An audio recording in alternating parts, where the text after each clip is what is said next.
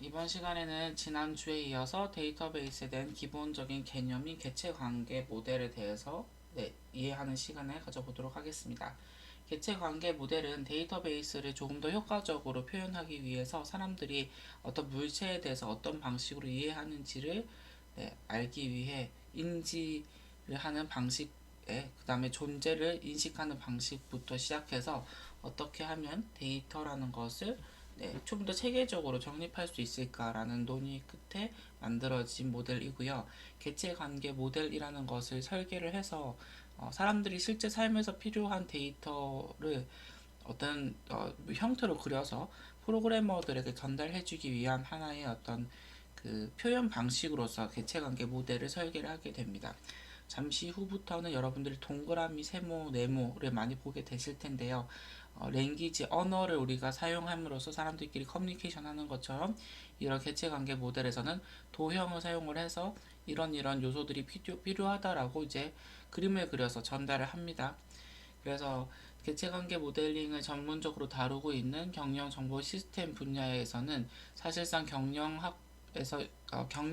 경영하는 사람들과 컴퓨터 공학자 간인 이제 프로그래머들 간의 커뮤니케이션을 해주는 중간 브릿지 역할을 하는 그 사람들을 배출해내고 그런 어, 랭귀지들 언어가 될 수 있는 이런 모델들을 설계하는 방식들을 교육시킨다고 보시면 될 것 같습니다. 먼저 개체 타입은 개체 이름 그 다음에 속성으로 나뉩니다. 예를 들면은 저번 시간에 얘기했었던 서점과 같은 경우는 책도 개체가 될 수 있고요. 고객도 개체가 될 수 있고 작가도 개체가 될 수 있습니다. 개체는 먼저 이렇게 앞에 글로 적어주시고 그 다음에 괄호를 치고 나서 이 개체를 표현할 수 있는 세부 정보들, 이름, 주소, 연락처, 적립금 같은 것들을 이렇게 그 적어줄 수가 있고요. 여러분들이 그 시험의 문제에 답으로 적어야 되는 것들이 이렇게 고객, 그 다음에 가로를 치고 이름, 주소, 연락처, 적립금과 같은 엑셀 파일의 가장 첫 줄에 적힐 수 있는 항목들을 속성으로 적어주시면 됩니다. 그래서 내가 지금 다루고 있는 공공 데이터에서 어떠한 속성과 개체를 썼는지 내가 다루고 있는 연구 주제의 데이터들이 어떠한 속성과 그 다음에 개체를 썼는지를 이렇게 한 줄에 표현을 하는 것이 이제 하나의 개체를 표현하는 방식입니다. 이름, 주소, 연락처, 적립금을 제가 실제 예시를 직접 적는 것이 아니고요. 이렇게 제일 윗줄에 적혀져 있는 항목의 이름 자체를 적는 것이라고 했습니다. 그렇다면은 그 각각 개체의 한 줄의 예시, 이것을 제가 이제 인스턴스라고 이제 표현을 하는데요. 그 인스턴스 안에는 각각 한 줄의 예시들인 이세롬, 서울시 관악구, 서울시 영등포구, 전화번호, 적립금 정도가 이렇게 적혀 있을 수가 있게 되는 거죠. 실제로는 이런 세부적인 예시들은 엑셀 파일의 가장 첫 줄 밑에 칸에 채워지는 정보들이라고 보시면 될 것 같습니다.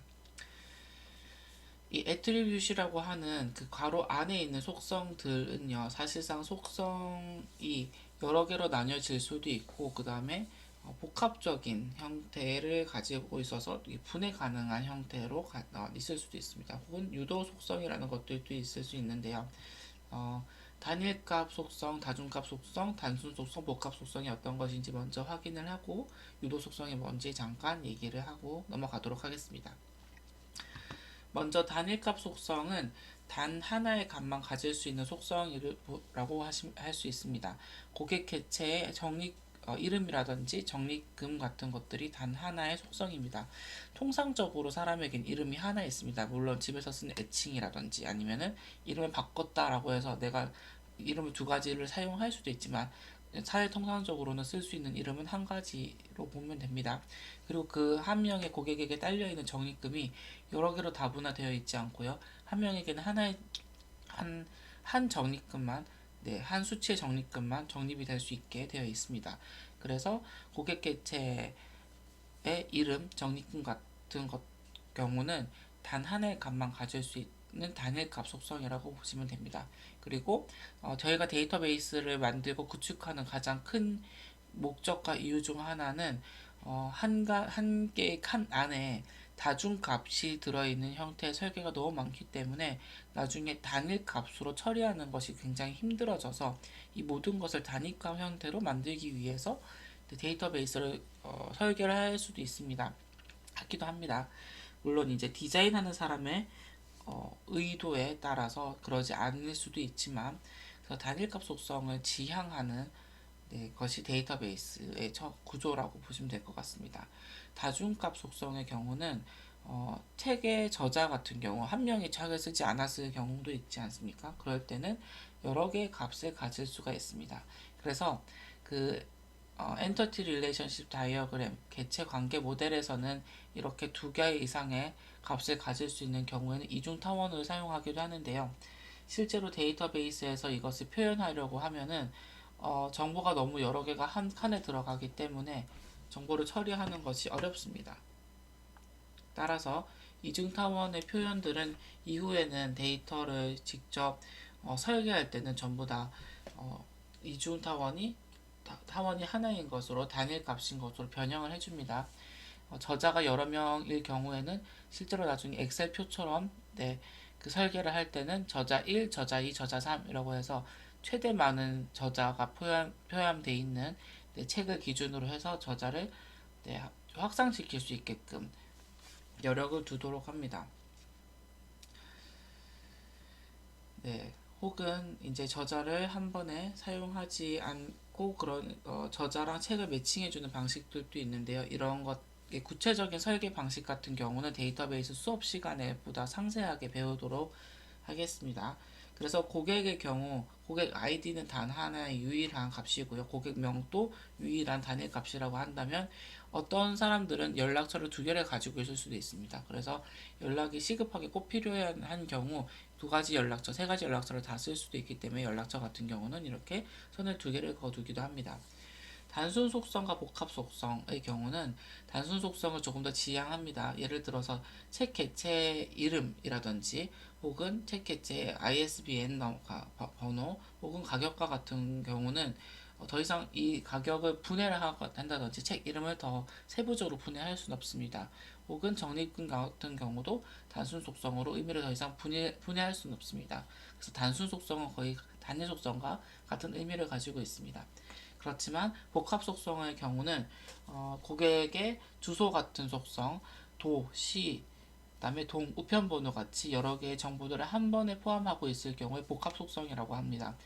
조금 더 효과적으로 고객 데이터베이스를 관리하고 싶은 의도를 처음부터 가지고 있었다면은 이렇게 주소를 한 칸에 다 쓰게 하면 결국 특정한 도시의 사람들만 대상으로 프로모션을 한다든지 특정한 동에 살고 있는 사람을 대상으로 프로모션을 할 때 상당히 데이터를 다시 처리해야 되는 문제점을 가지고 있습니다.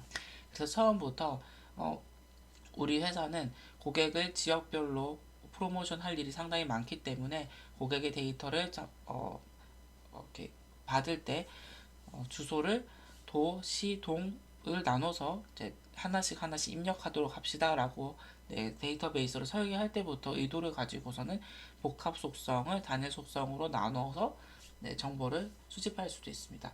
생년월일도 굉장히 중요한 복합 속성인데요.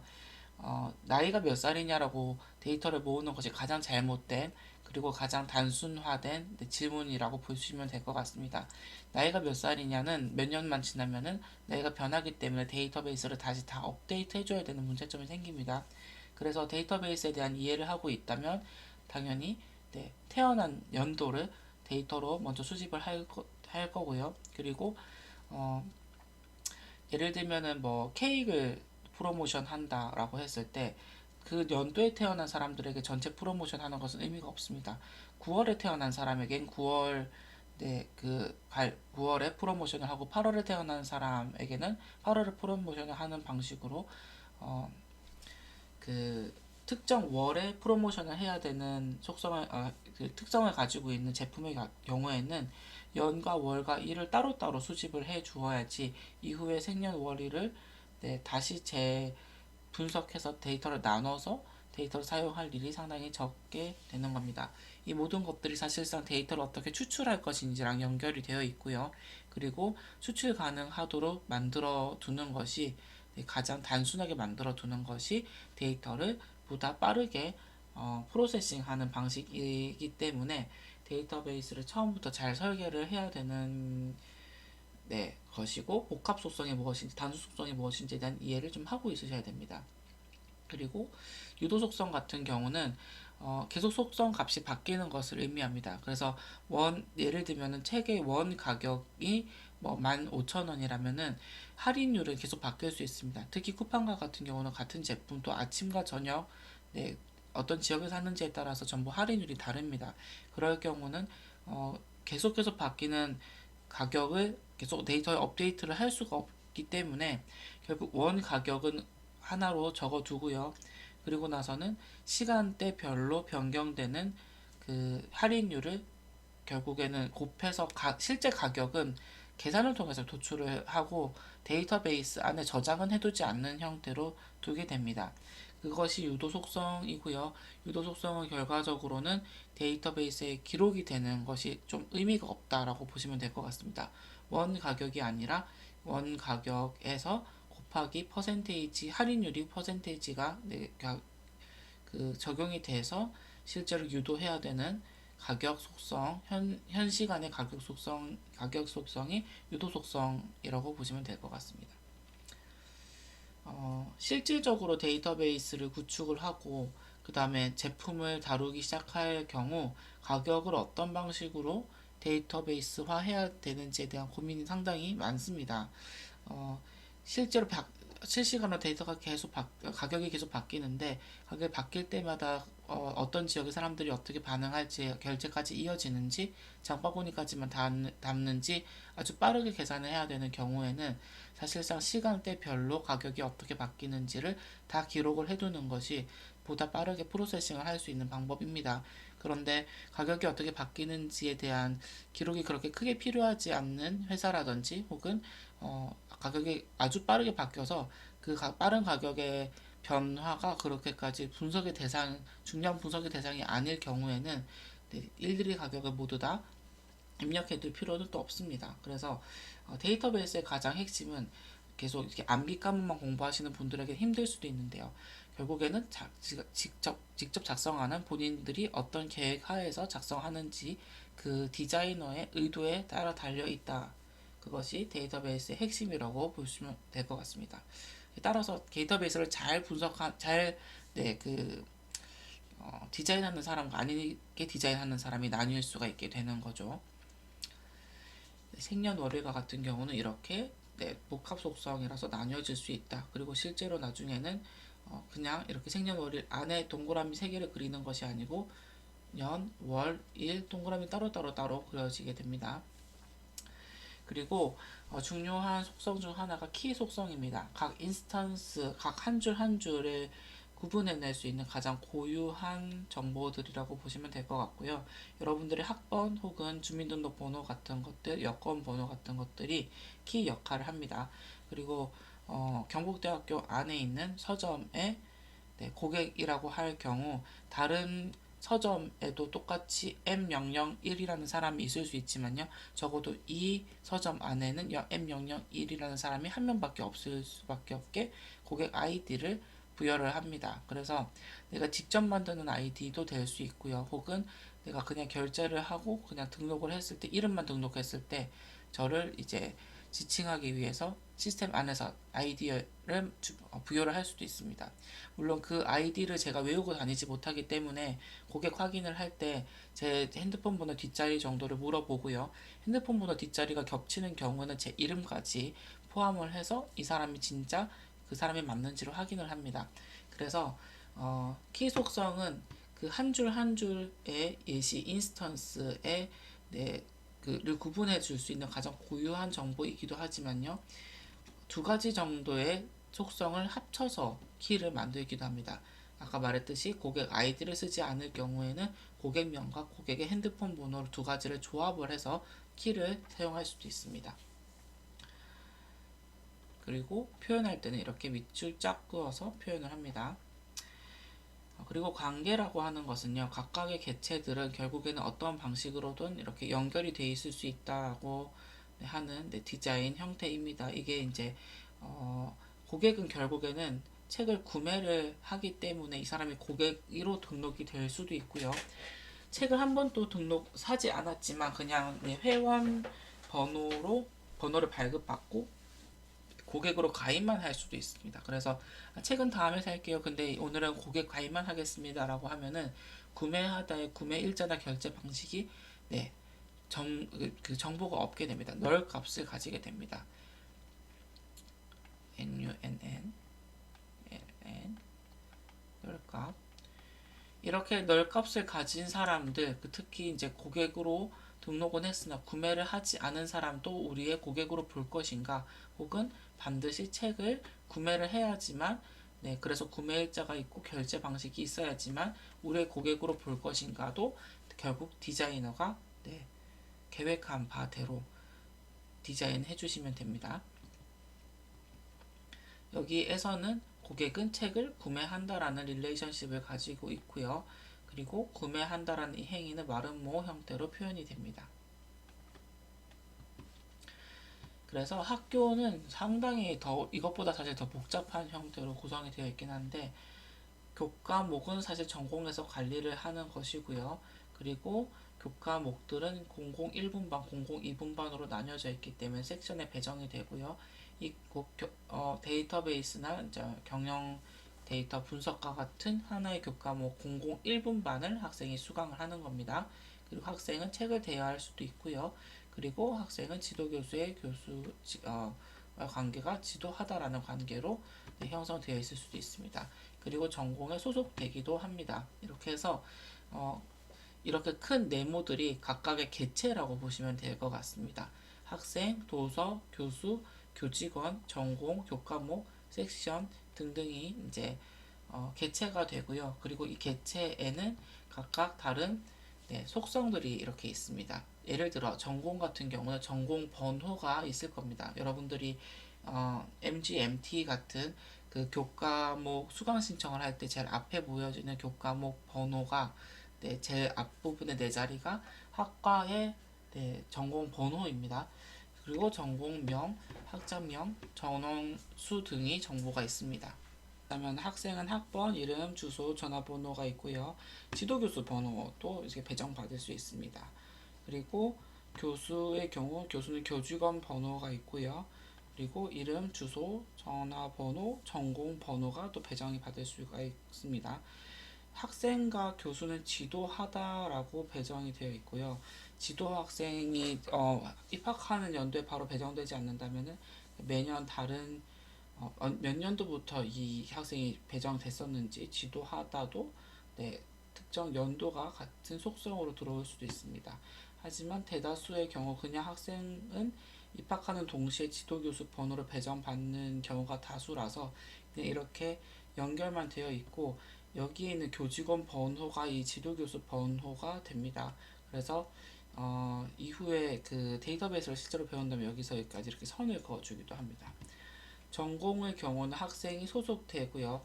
교수도 전공에 소속되어 있습니다. 그래서 이 교주의 전공 번호도 여기 전공의 전공 번호로 연결이 될 수도 있습니다. 그래서 이렇게 소속되다가 표시가 되어 있고요. 학생은 전공에 소속이 되는데 특정 학생이 특정 전공에 몇 년도부터 소속이 됐고 이것이 주전공인지 부전공인지 융합전공인지 전공 타입이 표시가 됩니다. 이렇게 소속되다가 세부적인 속성을 가지고 있어야지만 한 학생이 여러 개의 전공을 한 번에 가질 수 있는 일이 발생 가능합니다. 그래서 한 학생 학번이 전공 번호와 한 번 매칭되어 있을 수도 있습니다. 그냥 주전공에 들어가서 심화전공까지 쭉 할 경우는 그냥 입학한 연도에 주전공으로 한 번 기록되고 말 수도 있는데, 같은 학번을 가진 학생이 다른 전공 번호와 다른 연도, 그다음에 전공 타입은 복수전공 혹은 부전공으로 기입될 수도 있습니다. 그래서 01번 학생은 M01이라는 전공에 한 번 매칭이 되고요. 01번 학생은 다른 학과 수업도 관심이 많아서 M01번이라는 전공에 2년 뒤에 부전공으로 매칭이 됩니다. 이거는 주전공이고요. 이런 식으로 한 학번에 동일한 학번이 이제 여러 번 등장할 수도 있고요. 그리고 M01이라는 전공에 들어와 있는 학생은 01번 학생뿐만 아니고 02번 학생일 때도 있습니다. 그래서 전공도 여러 번 쓰일 수 있고 학번도 여러 번 이렇게 등장할 수가 있습니다. 학생과 전공은 소속되다, 그 다음에 소속되다도 세부적인 개체를 가질 수 있다 라는 게 개체 관계 모델의 특성입니다. 전공은 교과목을 가지고 있고요. 교과목은 그 전공 번호랑 교과목명으로 표시가 됩니다. 그리고 교과목 번호도 추가적으로 만들어질 수도 있습니다. 아이디가 이렇게. 그리고 특정 섹션에 배정이 되고요. 여러분들도 한번 작성을 해보십시오.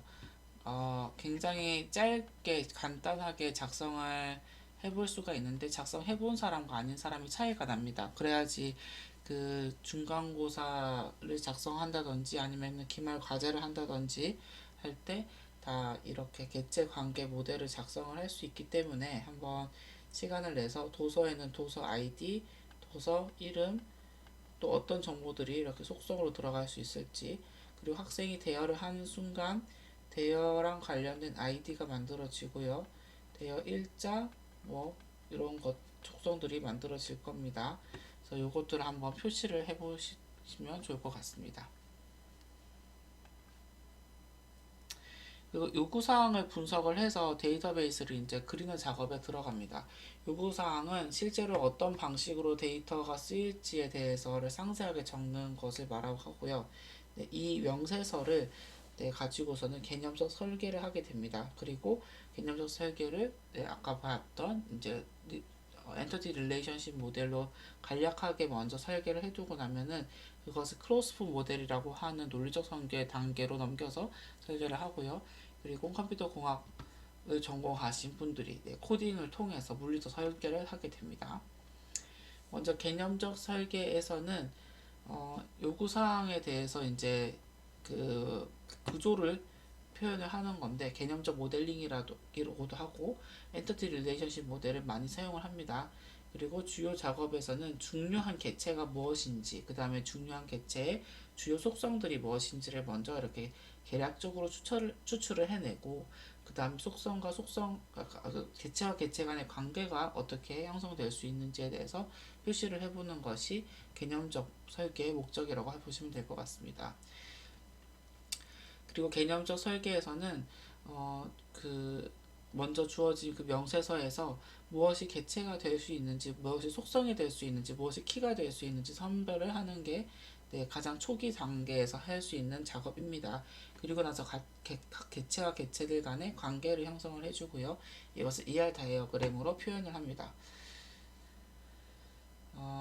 개체는 지난번에 얘기를 했던 것처럼 가장 그 하나의 단위로서 중요한 단위라고 보시면 될 것 같습니다. 경영을 한다든지 아니면은 특정한 학교 같은 곳을 운영을 할 때 중요하게 우리가 다루어야 하는 것들을 얘기를 합니다. 학교 안에는 다양한 것들이 있을 수 있습니다. 뭐 쓰레기통도 있을 수 있고요, 화장실도 있을 수 있고, 아니면 뭐 꽃밭과 정원들도 있을 수 있는데 그 정말 많은 띵이라고 하는 것들 중에서 우리가 매니지해야 되는 것들은 사실 학생과 교수, 그 다음에 교직원, 그 다음에 책, 그 다음에 강의실 등등이 있을 겁니다. 그래서 경영의 메인 중심이 되는 것들이 무엇인지에 대해서 그 경영진들과 논의를 한 후에 명세서가 만들어지는 게 어떤 것들을 개체로 할 것인지에 대한 선정을 해야 되기 때문입니다. 병원은요, 굉장히 많은 종류의 개체가 있습니다. 기본적으로 환자, 의사, 간호사가 있을 수 있고요. 그리고 의료 장비들이라든지 수술실, 병실 같은 것들도 개체에 해당합니다. 그래서 명세서에서는 의미 있는 명사를 찾는 것이 굉장히 중요하고요. 굉장히 광범위하게 쓰이거나 일반적으로 쓰여서 여기서 명사로서 역할은 하지만, 명세서에서 명사로서 역할은 하지만 운영에 관련이 없는 것들은 제외를 하게 됩니다. 예를 들면 이런 방식으로 명세서가 작성이 되어 있습니다. 한빛마트에 회원으로 가입하려면 회원 아이디랑 비밀번호, 이름, 나이, 직업을 입력해야 된다라고 했을 때 이 첫 번째 문장에서 명사들을 먼저 다 표시를 합니다.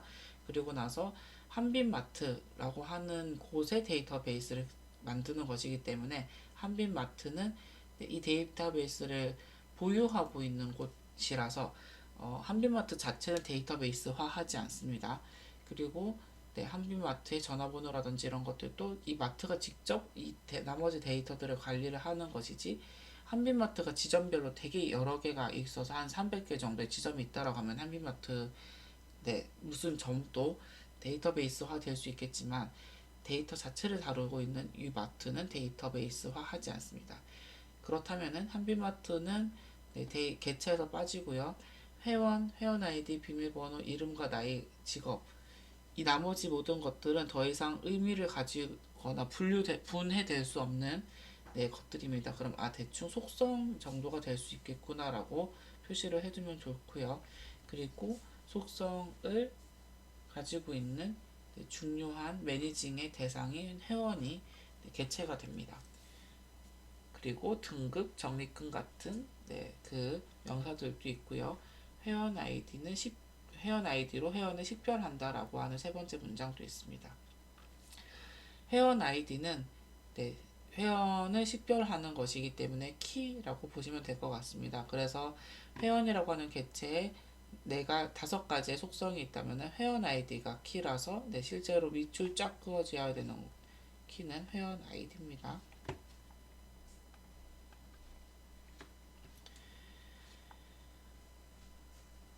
그리고 회원이 상품을 주문을 하면 주문에 대한 주문 번호, 주문 소량, 배송지, 주문 일자 정보가 부여가 됩니다. 그래서 회원과 상품이 개체로 분류가 되고요. 이 개체가 서로 간의 관계를 형성을 하는데 이 관계 형성에서 주요한 정보들은 주문 번호, 주문 수량, 배송지, 주문 일자가 됩니다. 그래서 이렇게 회원 번호, 회원과 상품이 있다면은 둘 간의 관계는 주문하다가 되고요. 주문하다에 하나, 둘, 셋, 네 개의 속성이 들어오게 됩니다. 제가 이제 회원과 상품 먼저 개체로 분류해내고 나서 주문에 관련된 것들은 나중에 따로 다룰 텐데요. 먼저 회원과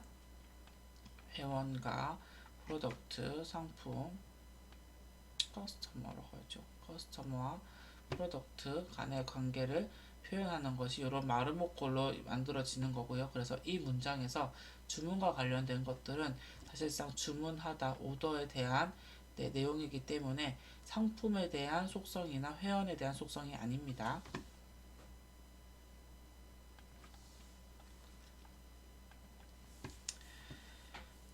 그래서 이렇게 여러 문장으로 되어 있는 것 중에서 몇 가지만 예시로 봤는데 그런 명세서들을 정리를 해봤더니 이런 방식으로 회원은 회원 아이디, 비밀번호, 이름, 나이, 직업, 등급, 적립금이라는 속성이 있고 상품은 상품번호, 상품명, 재고량, 단가 등의 속성이 있다.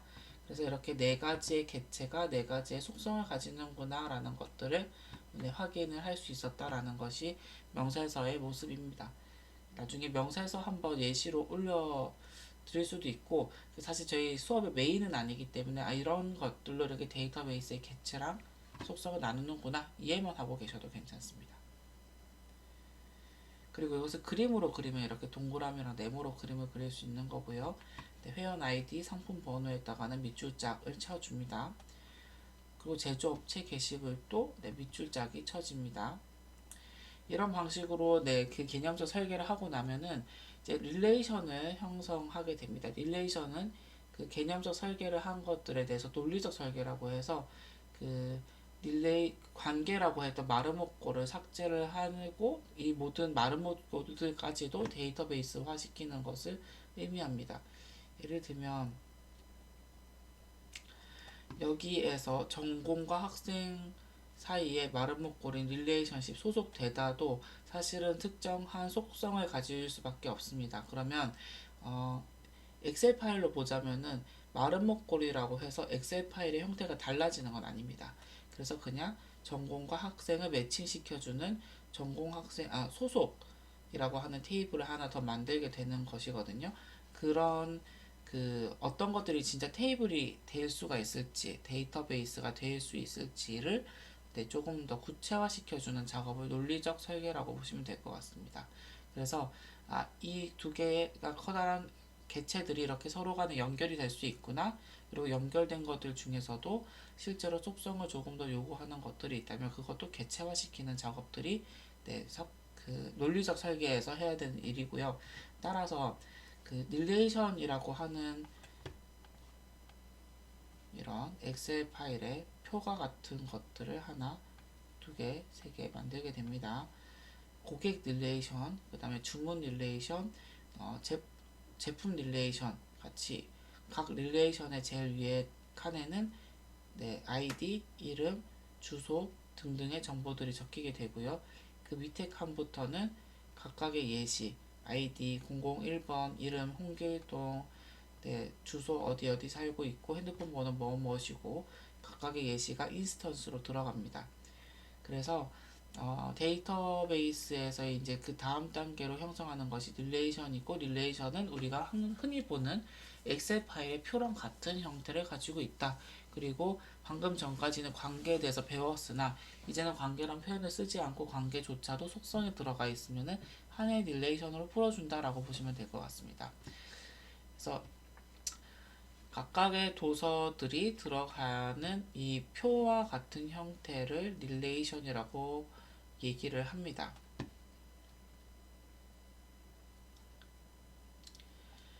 릴레이션은 그 학생과 그 다음에 교수가 같은 학교 릴레이 테이블에서 개체 관계 형태에서 봤던 것처럼 개체를 적고 가로하고 속성 이름을 적는 방식으로 간략하게 표현도 할 수 있습니다. 이것을 실제로 그냥 테이블로 만든다면은 이게 네모난 테이블에 각 윗칸에 이렇게 도서 번호, 도서 이름, 출판사, 가격이 기입이 되게 되겠죠. 그리고 이것도 실제로 테이블화 시킨다면 각 첫 줄에 고객 번호, 도서 번호, 판매일, 가격, 주문 일자가 기입이 되게 되는 겁니다. 그래서 이게 실제로는 이렇게 테이블 형태인 건데 표현하기 좋게 가로로 표현을 하게 됩니다. 과제에서는 데이터베이스를 직접 그리는 것이라든지 개체 관계 모델을 이해해서 그리는 것이 상당히 어렵기 때문에 데이터베이스 수업을 이미 들어서 충분히 잘 그릴 수 있는 사람을 제외하고는 본인이 다루려고 하거나 사용되었다고 예시로 찾은 공공 데이터의 경우 이 정도 선의 관계 데이터를 릴레이션 데이터를 만들어 주시면 표를 만들어 주시면 될 것 같고요. 이 도서 번호가 실제로 주문의 도서 번호고 여기서 주문을 한 고객이 이 고객 번호로 표현된다라고 하는 것들 선을 직접 그어서 표시를 해줍니다. 이게 각 릴레이션의 관계, 릴레이션십을 표현하는 겁니다. 그래서 충분히 데이터에 대해서 이해가 되신 분들은 이렇게 관계를 표시하는 것까지 시도를 해주십시오. 그리고 이제부터는 애트리뷰시라고 하는 표현도 잘 쓸 텐데요. 이 도서라고 하는 개체의 각각 속성들을 애트리뷰트이라고 표현도 합니다. 그리고 그 내부에 들어가 있는 예시들 하나씩의 예시들을 튜플 혹은 인스턴스라고도 합니다. 스키마, 그 다음에 튜플, 카디널리티 등등 새롭게 쓰이는 용어들이 많기 때문에 어렵게 느껴지긴 하지만 실제로 데이터를 직접 다루게 되다 보면은 속성에 굉장히 익숙해지고요. 그 속성의 원래 원 개체가 무엇인지를 생각할 수밖에 없게 됩니다. 그래서 점점 이런 용어들과 친숙해지는 과정이라고 보시면 될 것 같습니다.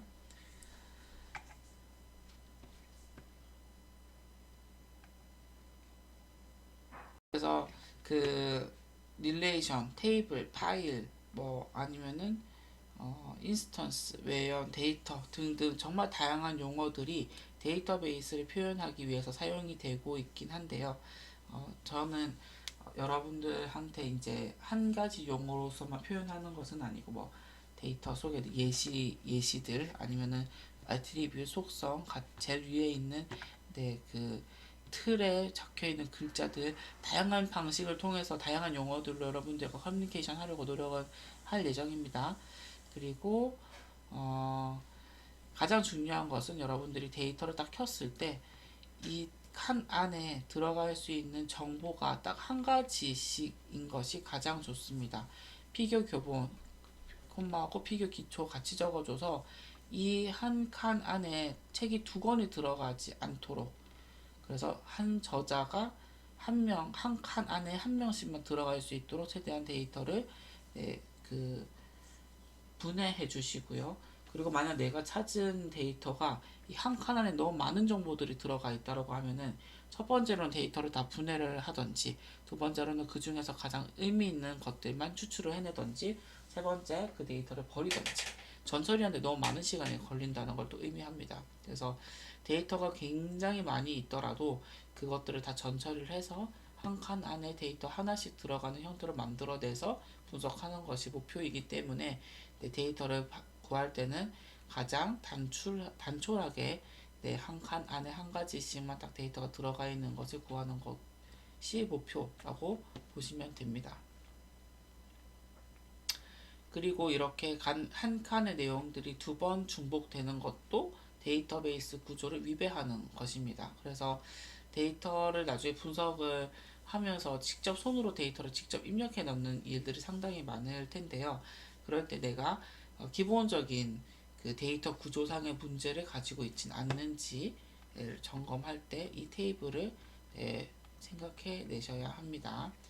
가장 중요한 것은 무엇이다? 한 칸 안에 데이터가 너무 여러 개가 많이 들어가지 않게끔 하고 최대한 한 개만 들어갈 수 있게끔 세팅을 한다는 게 가장 기본적인 데이터 분석을 하기 위한 준비 도구라고 보시면 될 것 같습니다. 객체랑 속성에 대해서는 수업 내내 많이 얘기는 하겠지만 중간고사 때까지 충분히 소화되지 않을 수는 있습니다. 그럴 경우는 미리 저에게 몇 주 전부터 제가 찾은 예시가 이런 형태인 건데 이것의 속성과 객체가 이게 맞습니까? 라는 이메일을 보내주셔서 컨펌을 계속 받으셔야 됩니다. 제가 아주 정확한 데이터베이스 구조까지 그리는 것을 원하는 게 전혀 아니기 때문에 적어도 데이터 분석의 메인으로 쓰인 속성이 무엇인지, 그 속성의 개체는 어떤 것인지에 대한 파악을 하고 있는지에 대한 이해도 정도가 가장 중요한 평가 요소이기 때문에 그 코멘트를 간단하게 해드릴 텐데 전 그냥 모르겠다라고 이메일 보내시면 안 되고요. 최대한 본인이 그 추측을 해서 어떤 데이터에 어떤 속성이 쓰여져 있는지 정확하게 모르겠지만 이 정도의 속성까지 쓰일 수 있을 것 같다라는 것을 추측을 해서 저에게 상세히 적어서 보내주시면 제가 튜닝을 해드리는 방식으로 피드백을 드릴 예정입니다. 오늘 수업은 여기까지 하고요. 데이터베이스 한 학기 수업인데 이것을 제가 2시간으로 굉장히 짧게 한 셈이기 때문에 데이터베이스 수업 들으신 분들은 그냥 리마인드 하시는 형태로 사용하시면 될 것 같고 안 들으신 분들은 이걸 이해하려고 생각하시지 마십시오. 그냥 앞으로 수업 때 내가 데이터를 쓰는 거구나. 그리고 이것을 굉장히 효과적으로 저장해 놓는 방법에 대해서 논의한 사람들이 있구나. 그리고 적어도 MIS라고 하는 분야가 이렇게 데이터베이스를 구축하기 위해서 중간 단계인 커뮤니케이터들을 형성하는 목적을 가지고 만들어졌던 학과였구나 라는 정도의 이해만 하시면 될 것 같습니다. 오늘 수업은 여기까지 하도록 하겠습니다. 감사합니다.